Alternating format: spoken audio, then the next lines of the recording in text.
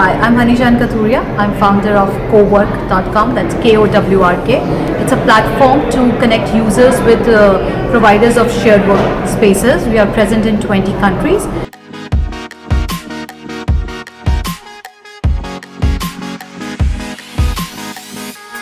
So for example, very specifically in India, there are cities called Bhubaneswar,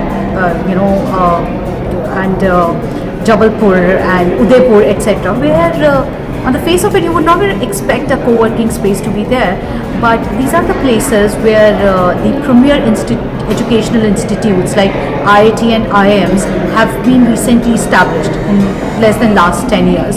And that's where the drive is coming from.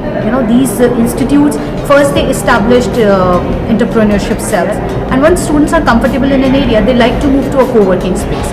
That's where the whole startup ecosystem starts developing. So that's what our finding has been, and as of now we have applied this on many countries, many cities, and we are finding it true.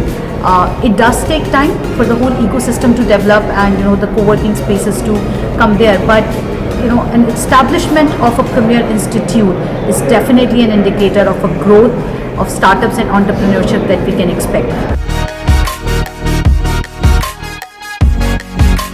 In US, I can share the exact details. The cities that we observe, there are like tier 2, tier 3 cities, not really the New York and the San Francisco ones.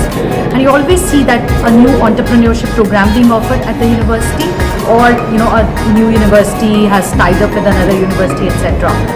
So that's the fact is applicable in US.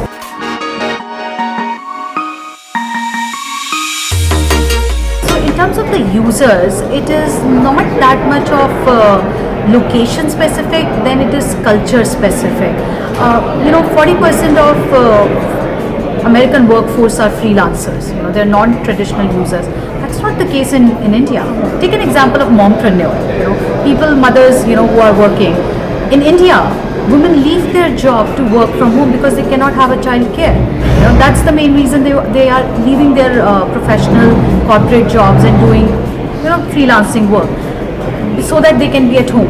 They are not ready to go to co-working space, because if they can go to co-working space leaving their child behind, they can go and join the corporate world. That is not the case in US and other countries where child care and the mompreneurs are freelancer by choice, not by the compulsion or the need.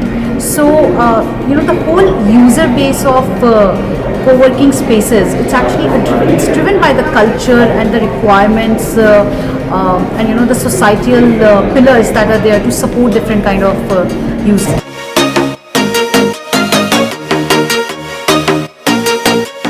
So a lot of cities which are closer to the big cities, which are the satellite cities or extensions of bigger cities, are definitely the ones where we would see, or we are seeing, growth of co-working spaces. For example, in India there is a city called Jaipur. It is really like there are institutes, etc., but it is not that far off from Delhi. It's 7 hours drive, and we are seeing a lot of co-working spaces coming up. We are seeing entrepreneurship movement happening there. So I think the impact that it's not Delhi, but it is still accessible. 5 hours drive or 1 hour flight, etc., makes a little bit easier than, let's say, getting a co-working space expansion in Shimla, which is a city in hills, which is not really connected with any big cities nearby.